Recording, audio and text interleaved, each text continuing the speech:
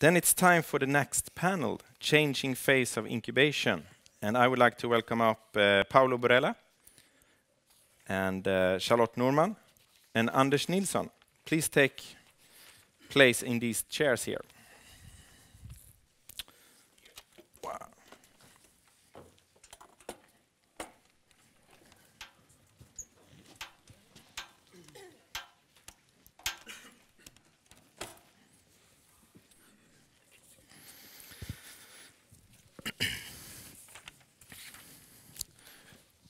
Great. Welcome. Let me start with you, Charlotte. Being an experienced researcher and actually a former colleague of mine, we both worked at Västerås Science Park. Not at the same time. Do not at the same, no.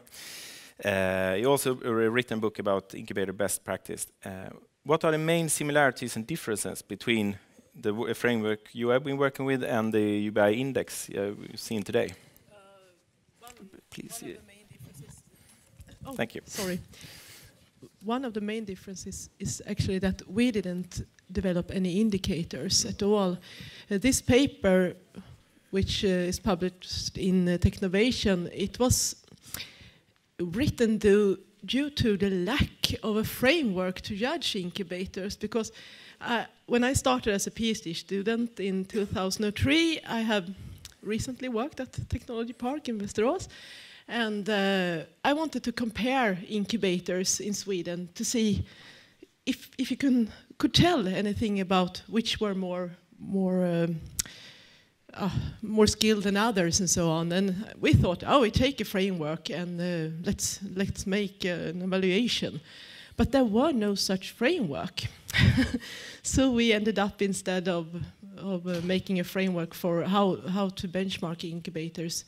But it's more of an academic framework than an index model as this one is. So more of a model than of an index. Yeah.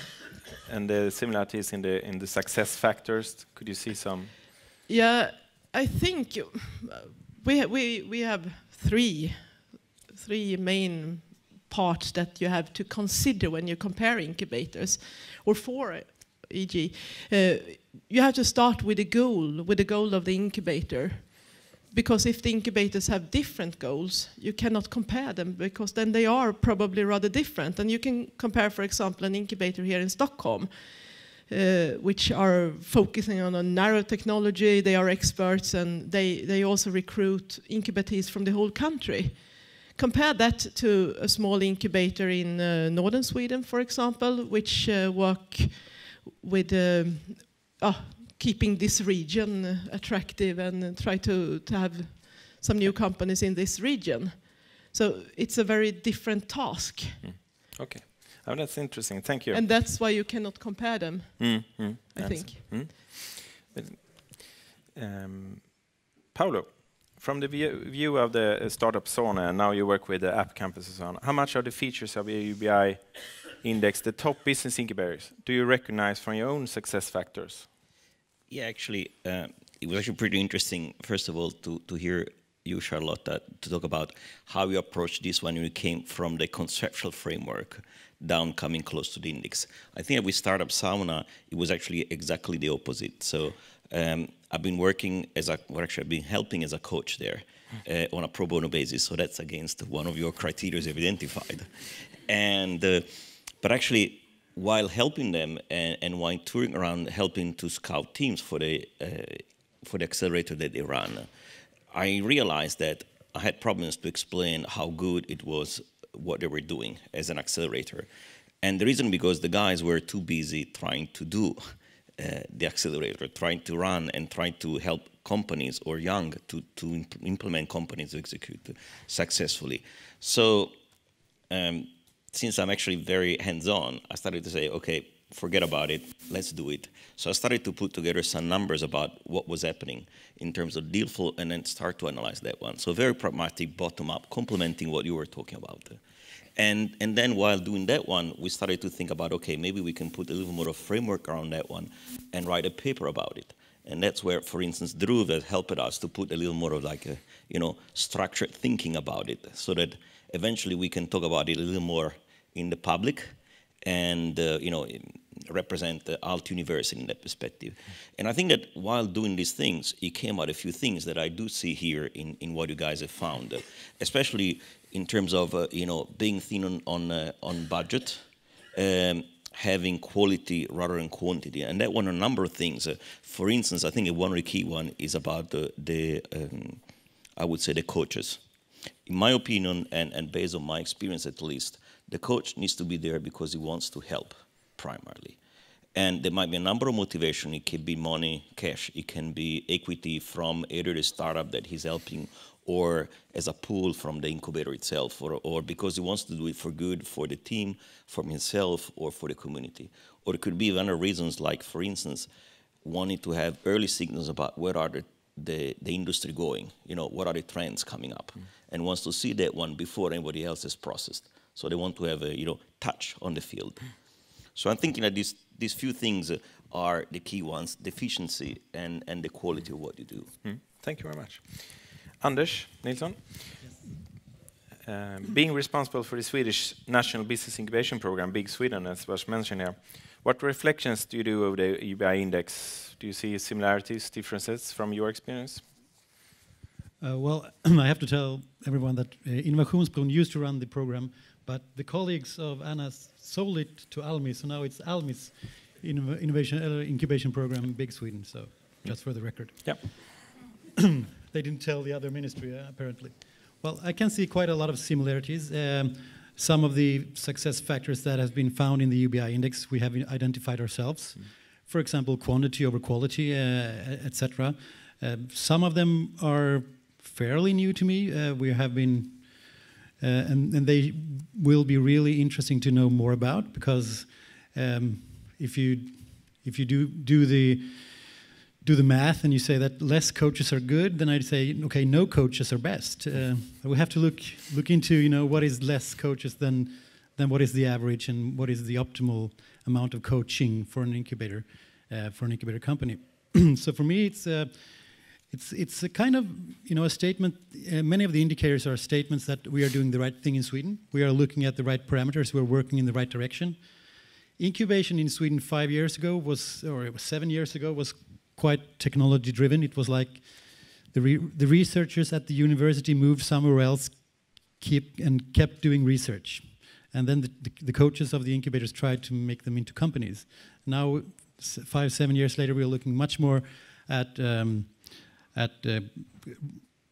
well, not technology driven, but challenge driven, maybe market driven processes in the incubators, and we have more entrepreneurs, less researchers, or less research actually, and more market actions in the incubators. So and that's something I can see. We do a lot of studies on the Swedish incubators. We measure them up and down and left and right, which is so we know a lot about the Swedish incubators. We do an internal ranking. I will never tell it to anyone, and we use a lot of parameters to do that ranking. But still, when people ask me which is the best incubator, I wouldn't be able to answer, because it depends on what you want to know. Is it the ones that makes the most jobs, the fastest throughput time, or is it the ones that have the most companies? That's different. So we don't want to have the ranking and tell that this incubator is the best, because in a different ranking it could be another incubator. So, but it's been very interesting to listen to the UBI, and I'm very interested to get into the crunch the numbers if I can. Thank you, Anders. Paolo, coming back to you. You have also worked with large multinational companies, Nokia and Fox and so on. Taking that viewpoint, what functions can we see in business incubator? What value can it create for large corporations? I think it depends on which company it is. I think in general for big companies, it might be interesting for them to look at trends. So early signals, as I said earlier, about what are the directions in a few years from now. In some other cases, I think that when a big company wants to drive a change, you might find in incubator accelerator people who are capable of driving changes, who are brave enough to take risk to do something the other believe that is not doable. And I think typically those are the kind of people you need to drive innovation. So it might make sense to have some of them in a corporate to drive a change. Maybe not forever, because they don't really fit but at least supported by the executive team to drive specific changes. I would definitely see that one fitting. The other one is that like companies like in this case Microsoft, Nokia, they pay our bill, so they help to finance to make things happen and help to bring innovation.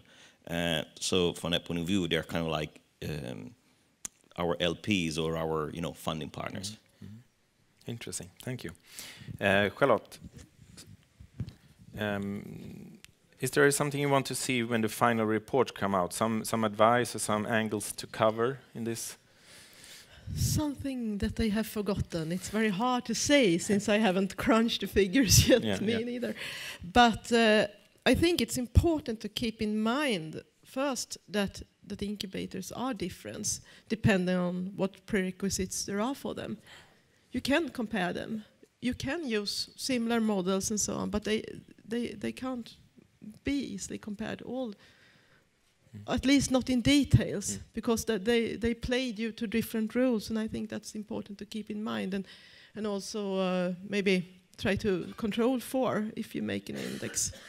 So that is one thing, and I think another thing, I like indexes because it's good to be able to compare and so on, but there is one bad thing with indexes as well, because if you look at these are the best, we take them as role models. That means that we try to be exactly as they are, which kills innovation in the long run, actually. Because you want to be like the good ones, but instead maybe you should try something differently, something new, something which no one yet have tested. Yeah. Being a disruptive business incubator. Yeah. I have a suggestion then. You should have people, entrepreneurs, running seed accelerators or incubators so they can innovate. That's a good takeaway. Anders, what are the incubation requirements of new ventures today, and how will the incubators be able to meet up for these demands onwards? What will be the most important things? Well, I think to be a bit philosophic, it's been the same requirements now as it has always been, but I'm not sure that we have been able to fulfill them at the best. But I think I think the incubators need to be more adaptive to different companies. They have different needs, and we have to look at the company's needs rather than to have a linear process. We need to have an iterative process which is adapted to the specific company. And they have to figure out what they're doing. I wouldn't say get their shit together, but they have to figure out what they're doing. Thank you. Absolutely. Fill in. I think ecosystem awareness is very important, both for the incubators and also for the incubatees, to realize that you are not alone, you are surrounded by an ecosystem that you have to be able to navigate in. And I think that's this mediation part of the incubator, to help the incubatees to navigate and mediate contacts and so on, is very important. Because you cannot do it yourself. You cannot do it on your own. Thank you. And for the Swedish incubators, I think they're quite good. They're quite good at building companies. They're quite good at the administrative and that kind of those parts. Our challenge is the ecosystem. It's the surroundings. I think that what we have to focus on for the next 3 to 5 years is to get better connections with the market, with the industry, with the rest of the world, for the sake of the incubatees, because it doesn't matter how good our incubation processes are if we're not out there. If the incubator companies are in the incubator together, nothing will happen. If they're out there, 99.84% of the people in the world doesn't live in Sweden, and they definitely don't live in the incubator. You need to get out there. You need to have a network, and I think that's the biggest challenge. That's their biggest challenge is actually me, because if I run a program where I finance them and I tell them to go in one direction, they will probably go there. And if I lead them wrong, well, that would be a huge mistake from my part. But I will try to be gentle with the incubators. But I'm probably one of their biggest challenges ahead. Yeah. Sounds good. Paolo, we have time for one more question. And you being the most operative right now of the panelists running in Accelerator, What are the values of UBI Index is actionable? What should we make? You mean the one less scientific? Maybe so, maybe so. Yeah, no, I think actually I started to discuss with Dhruv actually about similar kind of indexes or not, because we realized actually there are indexes about companies and so on, but they were not about incubators, accelerators per se as a category. But basically, if you look at a seed accelerator and incubator, bottom line is a startup as well. And they're there to generate value.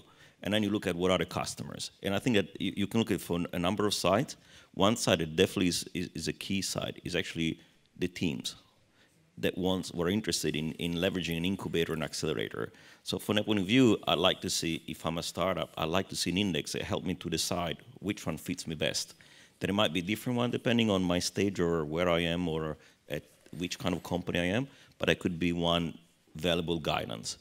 The other one would actually be more related to the other side of the pipeline, when I come out with a company, successfully, hopefully. And then it's like, then I could be potential material for investors or companies to be acquired. So for that point of view, I would say that the other side would be an index that can help to understand how good is the job done by the incubator accelerator to generate material valuable for investors or for acquiring company to fill the gaps that they need to develop and to bring innovation in their company. Excellent, thank you very much. Please join me in an applause for a great panel. Thank you.